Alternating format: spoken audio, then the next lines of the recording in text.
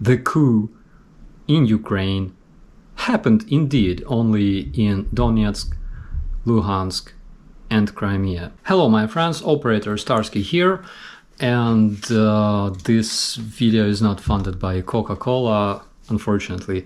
I'm just very thirsty. So today we're gonna discuss one of the most popular fakes that is widely used by Russian propagandists in their media. It's a myth dedicated to so-called coup in Ukraine in 2013-2014, and Russians love using this fake in their comments, in their discussions, whenever they run out of facts and arguments. So according to Russian propaganda, in 2013-2014, the United States funded a coup in Ukraine to overthrow a democratically elected government and the democratically elected president, Viktor Yanukovych. And before we start debunking this myth, let me tell you a couple of words about this man.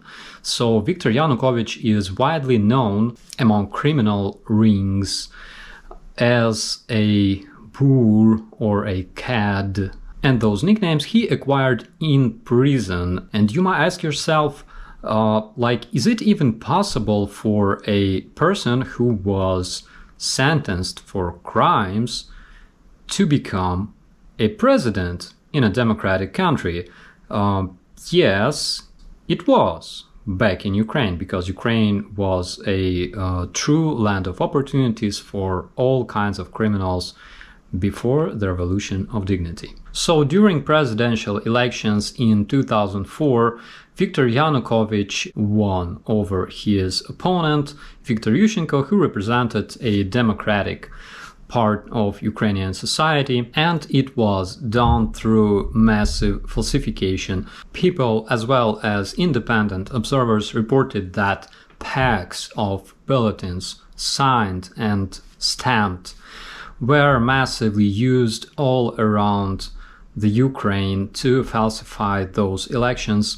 And this was basically the reason why we had this so-called Orange Revolution, Democratic Orange Revolution in Ukraine in 2004. You may have noticed that there was a lot of revolutions in Ukraine. Yes, that's true, because this is how the democratic society is born. Every time we feel that our human rights, our civil rights are being suppressed. There were a lot of trials and things like that, but after Yanukovych has lost the legal war against Viktor Yushchenko, there were democratic elections with huge number of independent observers from all around the world, and Yushchenko won those elections. In 2010, Yanukovych tried once again, and once again he used mass falsifications.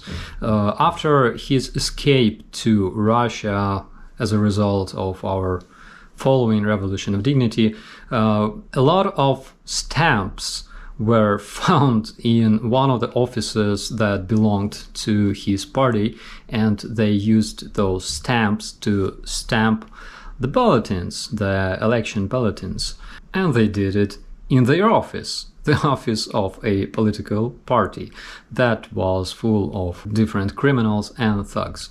But let's return to this person, Viktor Yanukovych. So he's notorious for having this apartment for himself, which is called Mezhyhirya, and it's located not far from Kiev.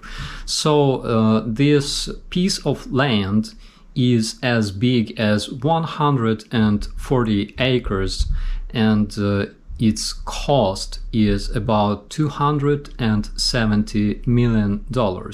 And Yanukovych, as a close friend of Vladimir Putin, owned this apartment illegally. And because we lived in a corrupted country for quite a while, country ruled by pro-Russian bandits and mafiosi, I'm gonna tell you how corruption works. So, for example, whenever some Yanukovych buys a car like Mercedes Cabriolet that costs $150,000. This means that children in Kiev or Chernihiv schools will have some ugly porridge instead of meat for lunch. This is how corruption works, and Ukrainians were so unsatisfied with that. And basically, a revolution in Ukraine in 2013 started when Yanukovych decided to sign this trade agreement with the European Union, which was a great idea. People expected that because Ukrainians wanted to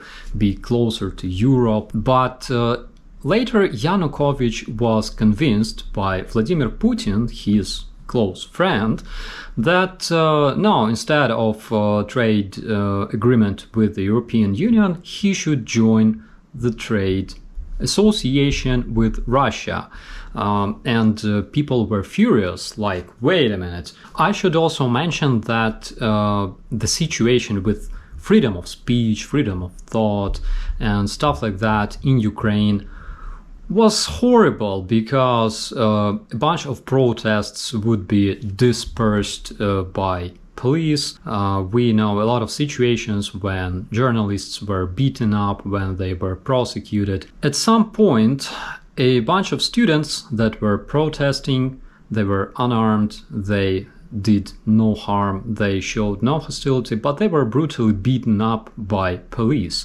And that caused a huge uprising in Kiev. So this is how this revolution of dignity started. Basically, this revolution meant to overthrow a dictator. Now let's check a Cambridge dictionary. A coup is a sudden, illegal, often violent taking of government power, especially by part of an army. For example, when a bunch of armed people come to some administrative building and start replacing its flag with some other flag, saying that we are changing the government, like it happened in Donetsk, in Luhansk, in Crimea, that's a coup. A coup is when a regime or a political party or an organization or a crime ring like Russian Bolsheviks, Russian communists,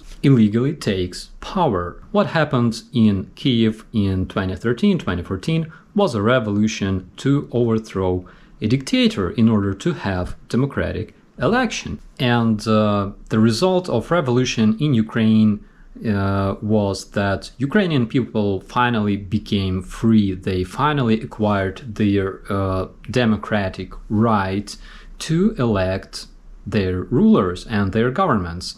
And that's what we did. And of course, Russia keeps claiming that Ukraine is still ruled illegally because Yanukovych is hiding in Russian Rostov. So we had two democratic elections in 2014 as well as 2019 in Ukraine. And those elections, unlike elections in Belarus, unlike elections in Russia, were recognized by whole world because all kinds of international observers from all around the world were invited to those elections. And of course, one of the most popular strategies used by Russian politicians is completely ignoring the opinion or decision of a civilized world, of international institutions like the United Nations and things like that. Basically, Russian elite fears democratic revolutions like the one that happened in Ukraine because it made Ukrainian people free from corruption, from criminals, from bandits, and of course free from Russian influence. That's why Putin does everything he can to bring this back, and of course he involves his huge propagandist institutions to make this revolution of dignity look like a coup. The coup in Ukraine happened indeed only in Donetsk, Luhansk, and Crimea. And basically that's a matter of a discussion, because the coup that happened in Donetsk, Luhansk and Crimea was actually part of a so-called hybrid warfare, because most of people that participated in this coup were actually Russian citizens. Again, Russians cannot say exactly why separatism in Donbass and Luhansk and Crimea was a revolution according to Russian propaganda, while the revolution in Chechnya was a coup. But that's a totally different story. My name is Operator Starsky. Thanks for watching.